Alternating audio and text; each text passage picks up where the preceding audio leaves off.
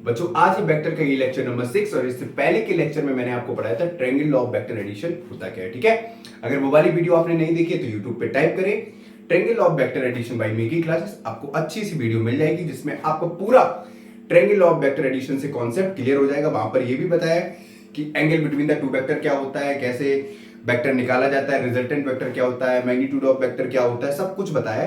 तो आप आसानी से वो वाली वीडियो देख लें तभी आपको ये वाला टॉपिक समझ में आएगा। ठीक है, तो आज हम बेसिकली वही बात करेंगे। कल हमने जो ट्रायंगल ऑफ वेक्टर एडिशन से मैग्नीट्यूड ऑफ वेक्टर या रिजल्टेंट वेक्टर का जो फॉर्मूला निकाला था वो था अंडर रूट का a square plus b square plus 2ab cos theta. अब यहां पर बेसिकली एक कॉन्सेप्ट आपको याद रखना है, अगर मैं सिर्फ r लिख रहा हूं तो r यहां पे हमारा क्या है, मैग्नीट्यूड है, मतलब यहां पे हम डायरेक्शन की बात नहीं कर रहे। ठीक, जैसे कल मैंने आपको बताया था कि अगर मैं ऐसे लिखूं magnitude of A vector, magnitude of A vector तो कितना आएगा a, ऐसे ही लिखूं मैग्नीट्यूड ऑफ बी वेक्टर कितना आएगा v, ऐसे ही लिखूं मैग्नीट्यूड ऑफ सी वेक्टर कितना आएगा c। मतलब सिंपल सा कहने का मतलब है जैसे मैंने ये बनाया वेक्टर a, तो जैसी बात है ये क्या है, हमारा हेड है, ये क्या है, हमारा टेल है। ठीक है, और टेल से हेड के बीच की दूरी को क्या बताते हैं, length of magnitude of a vector. ठीक है, या लेंथ ऑफ अ वेक्टर, और लेंथ ऑफ अ वेक्टर क्या बताता है, मैग्नीट्यूड बताता है।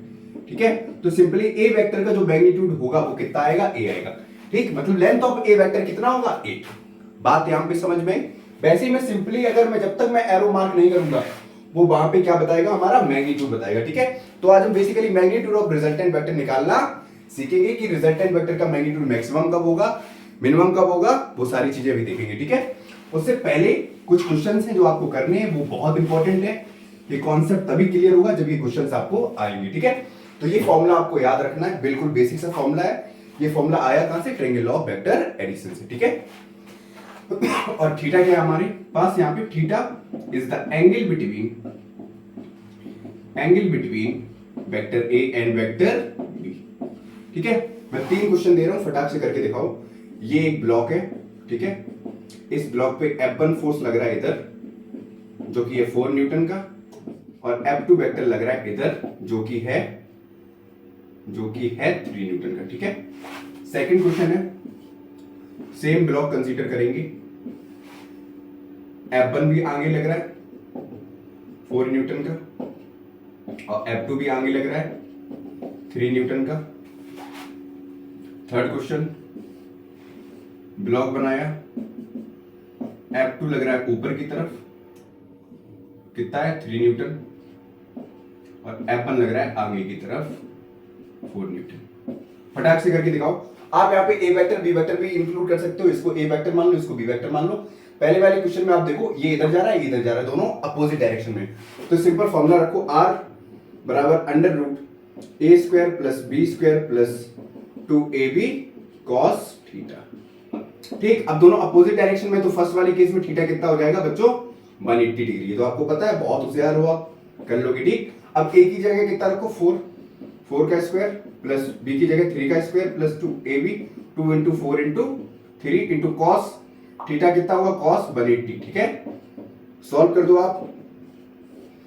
4 4 जा 16 प्लस 3 3 जा 9 प्लस 4 2 जा 8 3 जा 24, और cos 180 कितना होता है, -1। मैंने आपको ये पहले मैथमेटिकल टूल में बताया था, cos 180 कितना होता है बच्चों, -1। ठीक है, और cos 0 कितना होता है 1, मतलब cos 0 पे वैल्यू कितनी होती है, मैक्सिमम होती है, वो भी हम देखेंगे आगे। ठीक है, ये कितना आ जाएगा, -1। आप इसको सॉल्व कर लेना, हमारे पास आंसर निकल आएगा। सेम चीज इधर करेंगे। अब यहां पर देखो थीटा कितना होगा, सेकंड वाले केस में थीटा होगा 0, थीटा कितना होगा 0, क्योंकि दोनों सेम डायरेक्शन लग रहे हैं। सेम फॉर्मूला पुट करो, वैल्यू पुट करो, आपको यहाँ पे इसका आंसर मिल जाएगा। सेम चीज यहाँ पे। अब थीटा यहाँ पे थर्ड वाले केस में कितना होगा, 90 डिग्री। कितना होगा इस वाले केस के लिए, इस वाले केस के लिए थीटा कितना होगा, 90 डिग्री। देखो ऐसे ही तो लग रहा है, ये ऊपर वाला बी वेक्टर मान लो, ये वाला ए वेक्टर मान लो, और इन दोनों का रिजल्टेंट यही तो होगा, ये a प्लस बी, जो हमको क्या देगा, सी वेक्टर देगा। कल मैंने आपको ये भी बताया था कि वेक्टर निकाला कैसे जाता है। ठीक है, ट्रायंगल ऑफ वेक्टर एडिशन की अगर आपने वो वाली वीडियो नहीं देखी तो सबसे पहले देखो जाके, क्योंकि वहां पे मैंने वेक्टर निकालना पहले सिखाया, उसके बाद फॉर्मूला ड्राइव करना सिखाया। ठीक है, नोट करो फटाक से, फिर आगे बढ़ते हैं।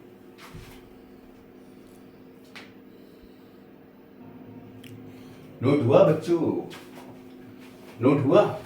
लापरवाही नहीं देनी है। देखो वीडियो आपको पूरे मन के साथ देखनी है। यहाँ मैं पसीना पसीना हो जाता हूँ, पानी पानी हो रहा हूँ, और तुम कर रहे हो मक्कारी। अगर मक्कारी करोगे तो बच्चों दिक्कत होगी, ठीक है? क्योंकि जिस पेशेंस के साथ वीडियो में बना रहा हूँ उस पेशेंस के साथ आपको पढ़ाई करनी है, समझ में आया? वरना इधर से मैं इधर जादू टोना ऐसे मारेगा और तुम पेट दर्द होने लगेगा तुम्हें। ठीक है, आगे देखें। अब एक चीज आपको यहाँ पे समझ लेनी है, मैंने क्या बताया यहाँ पे सिर्फ आर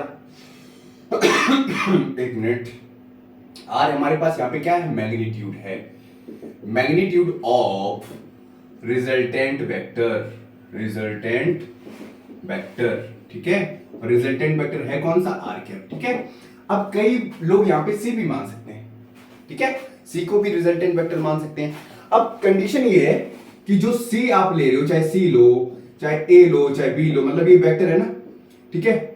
मतलब ये मिलता कब है? ए प्लस बी को जोड़ोगे सी वेक्टर कब मिलेगा? ए वेक्टर प्लस बी वेक्टर को जोड़ोगे तब हमको क्या मिलेगा? सी वेक्टर मिलेगा। ये तीनों कैसे होंगे? पॉजिटिव होंगे हमेशा। मतलब इनके मैग्नीट्यूड को हमेशा कैसा कंसीडर करना है? पॉजिटिव ही कंसीडर करना है, ठीक है बच्चों? डाले इसको हम आगे डिस्कस करेंगे। अब मैं तुमसे अगर ये पूछूं कि जो magnitude of resultant vector R है, मतलब आर मैक्सिमम कब होगा? आर है क्या? आर इन दोनों का रिजल्टेंट है। ए और बी को जब हम जोड़ेंगे तो क्या मिलेगा? आर मिलेगा, मतलब रिजल्टेंट वेक्टर मिलेगा, जैसे कि सी है, ठीक है? अब जैसे मैंने फॉर्मूला अभी लिखा था, आर बराबर under root a square plus b square plus 2ab cos theta.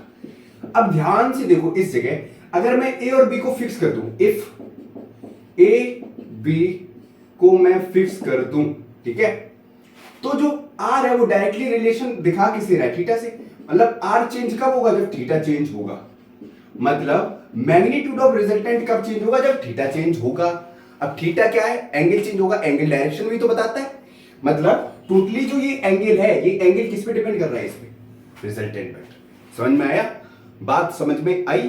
ठीक है, ये चेंज होगा तो ये भी चेंज होगा। अब कैसे? अभी समझते हैं। अब मैंने अगर थीटा चेंज किया, सर कितना चेंज करेंगे? क्योंकि हमको निकालना है मैक्सिमम, रिजल्टेंट वेक्टर मैक्सिमम कब होगा? पहली कंडीशन तो ये। तो सबसे पहले किसी फॉर्मूले में रिजल्टेंट वेक्टर मैक्सिमम होता है जब कॉस जीरो हो। मतलब सिंपल सा एक अगर मैं ब्लॉक बनाऊं ऐसे, और इस ब्लॉक को दोनों लोग बंदे सेम F1 और F2 दोनों सेम डायरेक्शन में खींचे, तो क्या होगा? वहां पर ये वैल्यू जो होगी वो पॉजिटिव की आएगी। मतलब ये R जो होगा वो मैक्सिमम होगा, ठीक है? R मैक्सिमम होने के लिए cos थीटा मैक्सिमम होना चाहिए, ठीक है? क्या करेंगे? यहां पे लिखेंगे R मैक्सिमम होने के लिए थीटा भी मैक्सिमम होना चाहिए। ऐसे लिख लो, होना चाहिए। और थीटा मैक्सिमम कब होगा? थीटा मैक्सिमम होगा cos जीरो पे। cos जीरो कितना होता है? 1, ठीक है? इतना नोट करो, फिर आगे बढ़ते हैं, फिर समझाते हैं। जल्दी से स्क्रीनशॉट लो यहां तक, ठीक है? अब देखते हैं कैसे। देखो सिंपली यहां पे क्या करना है, सेम चीज करो। आर लिखा हमने, अब a square plus b square plus 2ab, और cos जीरो कितना? cos जीरो लिखो, cos 0 डिग्री, ठीक है? सिर्फ फिर बनाया a square plus b square plus 2ab cos zero होता है +1, ठीक है? ये वैल्यू मैंने लिखा ही है, ठीक है? अब सॉल्व करो, इसको सॉल्व करोगे तो ये मिलेगा a square plus b square plus 2ab। आप लोगों को ये दिख रहा है जादू शाह, a square plus b square plus 2ab, ये सही से पहचानने वाला लग रहा है। ये है a प्लस बी का होल स्क्वायर। ये देखो a प्लस बी का होल स्क्वायर है या नहीं? A square plus b square plus 2ab। तो इस फॉर्म को लिख के आप ऐसे लिख दो, आर अंडर रूट का a प्लस बी का होल स्क्वायर। ये तो इससे गया, तो r मैक्सिमम कब होगा? जब a और प्लस b दोनों कैसा होगा? मैक्सिमम होगा। समझ में आया? मतलब a b बढ़ाने से r क्या करेगा? बढ़ेगा। अब a और b यहाँ पे डायरेक्टली कैसे ले लिया? a b नहीं, a b के बीच का एंगल बढ़ेगा तो r मैक्सिमम होगा। समझ में आया? क्लियर हो गया? क्योंकि थीटा है क्या? Theta is the angle between the a and b। बात समझ में आई? क्लियर है? और ये तीनों वैल्यू कैसी आएंगी? पॉजिटिव। कैसी आएंगी? पॉजिटिव। ये कंडीशन है इस वाले केस के लिए। समझ में आया? फटाक से नोट करो यहां तक।